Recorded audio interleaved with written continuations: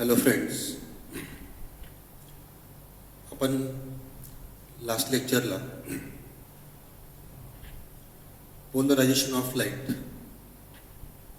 हा टॉपिक बघतोय. तर आजच्या लेक्चरला पण तोच टॉपिक आहे, पोलरायझेशन ऑफ लाईट.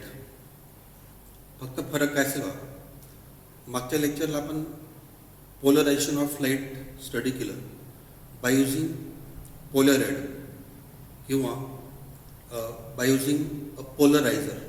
तर लास्ट लेक्चरला आपण बघितलं की पोलराइड जे एक सिंथेटिक प्लास्टिक शीट आहे, तर and by that synthetic plastic sheet we can polarise the light. आपण लाईटचं पोलरायझेशन जे ते आपण करतो, म्हणजेच आपण लाईटची इंटेन्सिटी कमी करतो. इन शॉर्ट तुम्हाला असे म्हणता येईल की लाईट पोलराइज करणे म्हणजे काय, लाईटची इंटेन्सिटी कमी करणे.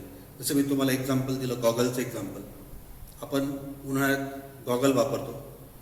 Goggle glass is the best example of Polaroid, बरोबर. त्याच्यावर सनलाईट जर पडला तर लाईटची इंटेन्सिटी काय होते, कमी होते. So by using polaroids we can reduce the intensity of light. This process is called as काय, पोलरायझेशन. म्हणजे आपण लाईटवर रिस्ट्रिक्शन अप्लाय करतो किंवा लाईटचे जे इलेक्ट्रिक व्हायब्रेशन्स आहेत किंवा इलेक्ट्रिक व्हेक्टरचे जे व्हायब्रेशन्स आहेत त्याच्यावर आपण काय अप्लाय करतो, रिस्ट्रिक्शन अप्लाय करतो, बरोबर. तर लास्ट लेक्चरला जो पार्ट आपण बघितला सेम पार्ट आजच्या लेक्चरला पण आहे, फक्त मेथड डिफरंट आहे. आता बघा, पोलरायझेशन ऑफ लाईट जे हे आपण पोलराइडने पण करतो. सेकंड बाय युझिंग काय, निकोल प्रिझम. आपण निकोल प्रिझम पण वापरतो. तुम्ही केमिस्ट्रीमध्ये स्टडी केलं असेल 11th ला. आजच्या लेक्चरला आपल्याला एक मेथड बघायची, polarization of light by using काय, रिफ्लेक्शन. बाय युझिंग काय, रिफ्लेक्शन. तर लाईट पोलराइज करण्याच्या भरपूर मेथड्स आहेत, बरोबर. पोलराइड, नंतर निकोल प्रिझम, नंतर by using reflection.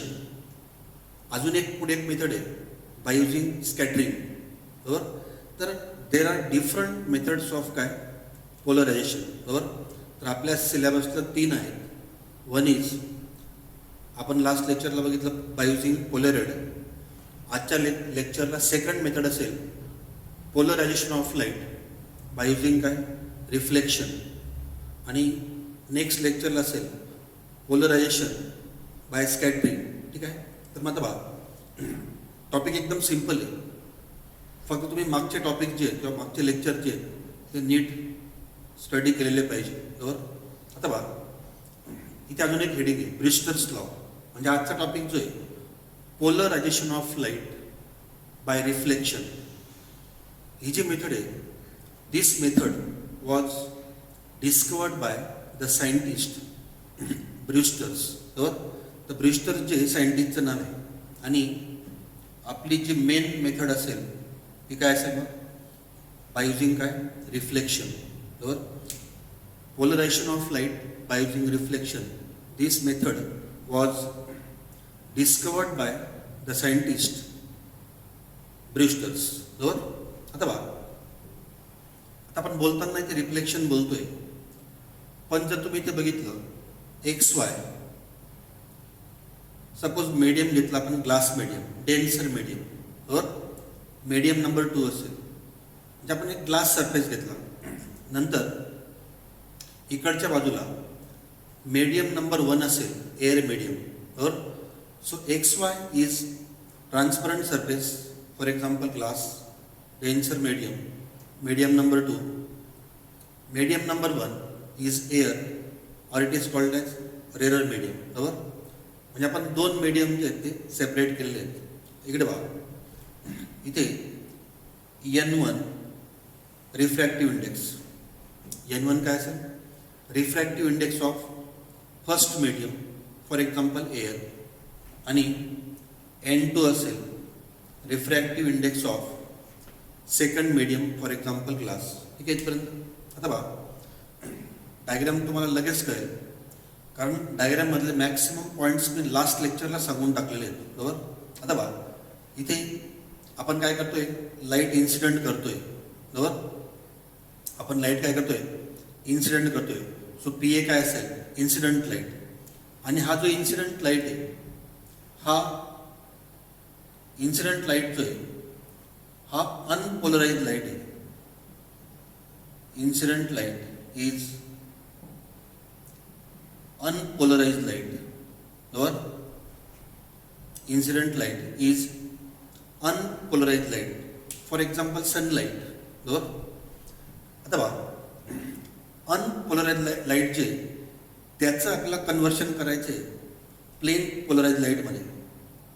So unpolarise लाईटचा सिम्बॉल तुम्हाला सगळ्यांना माहिती आहे, लास्ट लेक्चरला मी बोललोय. ॲरो आणि डॉट, डबल हेडेड ॲरो आणि डॉट, इक्वल ॲरो आणि इक्वल डॉट घ्यायचे बरोबर. So this is symbol of काय, अनपोलराइज लाईट. ठीक आहे पर्यंत. आता बघा आपण तो लाईट सरफेसवर इन्सिडेंट केला.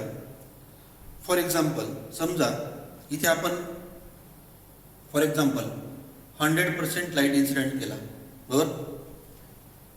सपोज फॉर एक्झाम्पल 80% लाईट जो आहे तो रिफ्रॅक्ट झाला आहे, तो ग्लासमध्ये गेला. 80% लाईट इज काय, रिफ्रॅक्टेड. अँड सपोज 20% लाईट जो आहे तो रिफ्लेक्ट झालेला आहे बरोबर. आता बघा जर तुम्ही रिफ्लेक्टेड लाईट जर बघितला, इट कंटेन्स ओनली डॉट्स बरोबर. ठीक आहे. मग हे जे डॉट्स आहेत, जर तुम्ही हे सिम्बॉल बघितला, लास्ट लेक्चरला मी तुम्हाला बोललोय, जर ओनली डॉट असतील तर हा कोणता लाईट आहे, प्लेन पोलराइज लाईट किंवा completely plane polarise light. So this light is plane किंवा completely plane polarised light. Completely plane polarise light बरोबर. म्हणजे बघा जर तुम्ही नीट बघितलं तर आपण काय केलं, conversion of unpolarise light into काय, plane polarise light. Conversion of काय, अनपोलराइज लाईट इनटू काय, plane polarise light. This process is called as काय, polarisation. So this is polarisation of light by using काय, रिफ्लेक्शन. लाईट रिफ्लेक्ट झाला आणि जो reflected light आहे तो कोणता आहे, reflected light is plane polarised light.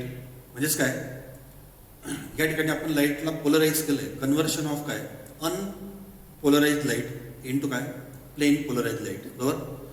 म्हणून ते आपण रिफ्लेक्शन वर्ड वापरला आहे. आता बघा हा जो 80% लाईट जो उरला आहे किंवा जो रिफ्रॅक्ट झाला आहे, हा असेल पार्शियली पोलराइज लाईट. याचं पण मी तुम्हाला लास्ट लेक्चरला सिम्बॉल बोललोय. इथे पहा 3 डबल हेडेड ॲरोज आहेत and there is only 1 dot बरोबर. म्हणजे this is the symbol of काय, पार्शियली पोलराइज लाईट. म्हणजे हा जो लाईट आहे जर इथे मी दाखवला, so this light is partially polarize light. Partially polarize light. ठीक आहे. आता बघा सिक्वेन्शियली बघा, इन्सिडेंट लाईट, अनपोलराइज लाईट बरोबर, reflected light, completely plane polarise light and refracted light काय असेल, पार्शियली पोलराइज लाईट. तर हा जो पार्शियली पोलराइज लाईट आहे हा आपल्या काही कामाचा नाही.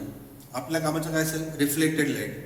रिफ्लेक्टेड लाईट आपल्याला प्लेन पोलराइज मिळाला म्हणजेच काय, आपण polarisation of light by reflection या ठिकाणी केलेलं आहे बरोबर. कन्व्हर्शन ऑफ काय, unpolarise light into plane polarise light by using काय, रिफ्लेक्शन. तर ह्या टाईपचे एक सिम्पल मेथड आहे. So by this method we can polarise the light. आपण लाईटवर रिस्ट्रिक्शन, कन्स्ट्रेंट किंवा लाईटला आपण पोलराइज करू शकतो. याचे एक्झाम्पल तुम्ही फक्त गॉगल ग्लास लक्षात ठेवा. गॉगलवर सनलाईट पडला बरोबर आणि त्या ठिकाणी तुम्हाला लाईटची इंटेन्सिटी जी ती रिड्यूस झाली बरोबर. म्हणजे काय की आपल्या डोळ्यामध्ये समजा प्लेन पोलराइज लाईट जो आपल्या डोळ्यात गेला सपोज फॉर एक्झाम्पल आईजमध्ये. So by using that goggle or by using Polaroid or by using this method we can polarise the light. आपण लाईटचं पोलरायझेशन करतो, बरोबर. तर डायग्राम जर समजली असेल तर आता बघा, अँगल्स तुम्हाला सांगायची गरज नाही. हा काय असेल, अँगल ऑफ इन्सिडन्स. हा काय असेल, अँगल ऑफ इन्सिडन्स. आता याला त्यांनी थीटा बी म्हटलंय. Angle of incidence theta B, B for Brewster's. So angle of incidence काय असेल, थीटा बी, ब्रूस्टर्स अँगल, बरोबर. Suppose angle of reflection suppose R असेल, बरोबर, आणि अँगल ऑफ रिफ्रॅक्शन सपोज असेल theta R. Angle of refraction theta R. Theta B angle of incidence R. Angle of reflection theta R. Angle of refraction, बरोबर. आता एक point समजून घ्या. आता ज्यावेळेस रिफ्लेक्टेड लाईट हा कम्प्लिटली प्लेन पोलराइज्ड लाईट असेल ना, ॲट दॅट टाइम बा reflected light and refracted light both are perpendicular to each other. म्हणजे यांच्यामधला अँगल त्यावेळेस किती असेल, मग 90 डिग्री असेल, बरोबर. पॉईंट नीट समजून घ्या. when reflected light is plane polarized light, at that time reflected ray and refracted ray both are perpendicular to each other. So angle between them काय असेल मग 90 डिग्री. आणि ज्यावेळेस हा कम्प्लिटली प्लेन पोलराइज्ड लाईट असेल, at that time angle of incidence theta B is called as Brewster's angle. Theta B काय असेल, so here theta b is called as Brewster's angle. Theta b is called as Brewster's angle. ठीक आहे. and this law is called as काय, Brewster's law. बरोबर. आता आपण जे study करतो this is called as Brewster's law. So polarisation of light by reflection, that is काय, Brewster's law जो आहे तो आपण या ठिकाणी स्टडी करतोय. ठीक आहे इथपर्यंत. आता आता पुढचा पार्ट जो तो फक्त फॉर्म्युला ऑब्टेन करायचा आहे. थिअरी पार्ट जो आहे हा कम्प्लीट झाला आहे. Incident light, reflected light and refracted light. Incident light, unpolarised light, reflected light, plane polarised light and refracted light, partially polarised light, बरोबर. Theta B angle of incidence किंवा Brewster's angle, R angle of reflection, theta R angle of refraction. आपल्याला पुढे फक्त formula obtain करायचा आहे. हा Brewster's angle जो आहे थीटा बी, याचा आपल्याला फॉर्म्युला ऑब्टेन करायचा आहे. ब्रूस्टर्स अँगल थीटा बी. आता बघा, आपल्याला सगळ्यांना स्नेल्स लॉ माहिती आहे. स्नेल्स लॉ काय असतो, refractive index n is equal to sine i upon sine r, असा फॉर्म्युला आहे. Suppose equation number 1, sine i upon sine r. N is काय, रिफ्रॅक्टिव्ह इंडेक्स. आता बघा, लाईट 1 मधून 2 मध्ये चालला आहे, so we can write N1 2, बरोबर. Refractive index of second medium with respect to first medium, बरोबर. आता बघा, आता याचा एक फॉर्म्युला आहे, तो आपण 11th ला बघितला आहे. रिफ्रॅक्टिव्ह इंडेक्स N21 तुम्हाला असं पण लिहिता येईल, N2 upon N1, N2 upon N1. हा फॉर्म्युला 11th ला झाला आहे, थोडं फक्त बघून घ्या. इक्वल टू साइन, इकडे बघा, आय काय असेल, अँगल ऑफ इन्सिडन्स. इथे आपण काय घेतलं आहे, तुमच्या बुकमध्ये थीटा बी घेतला आहे, म्हणून आपण थीटा बी घेतोय. हा काही sign theta b upon sine R. Suppose याला आपण इक्वेशन नंबर 1 म्हटलं. ठीक आहे इथपर्यंत. आता बघा, N2 upon N1 equal to sine theta b upon काय, साइन आर. ठीक आहे इथपर्यंत. आता फक्त आपल्याला हा जो अँगल आहे आर, अँगल ऑफ रिफ्लेक्शन तो आपल्याला फक्त लिहायचा आहे, बरोबर, त्याची व्हॅल्यू काढायची फक्त. आता बघा इथे नीट लक्ष द्या, इकडे बघा, तुम्ही जर हा कम्प्लीट अँगल घेतला असा, हा 180, हा जो मी पूर्ण रेड दाखवला आहे हा 180. 180 म्हणजे काय असेल, angle R, angle r plus 90 plus theta r plus theta r equal to किती, 180 डिग्री, बरोबर ना. बा angle r plus angle 90 plus angle theta r equal to किती, 180. So r plus theta r is equal to 180 degree minus हा तिकडे गेला 90 degree, बरोबर. So r plus theta r equal to 90 degree. So what is the value of theta R. आता हा जो आहे हा थीटा आर घ्या, आपण त्याला थीटा आर म्हटलंय. Angle of refraction, angle of refraction जो आहे हा आर म्हणजे अँगल ऑफ रिफ्रॅक्शन, त्याला आपण थीटा आर म्हटलंय. इथे बी आपण त्याला थीटा आर घेतलं. So theta r is equal to 90 minus r, 90 minus r, equation number 2. ठीक आहे पर्यंत. फक्त हा 180 घेतला आपण, हे तिघ अँगल्स आपण फक्त ॲड केलेले, बाकी काही नाही. नंतर आपण रिफ्लेक्शन स्टडी करतोय. आता बघा लॉज ऑफ रिफ्लेक्शन आपण बघितले.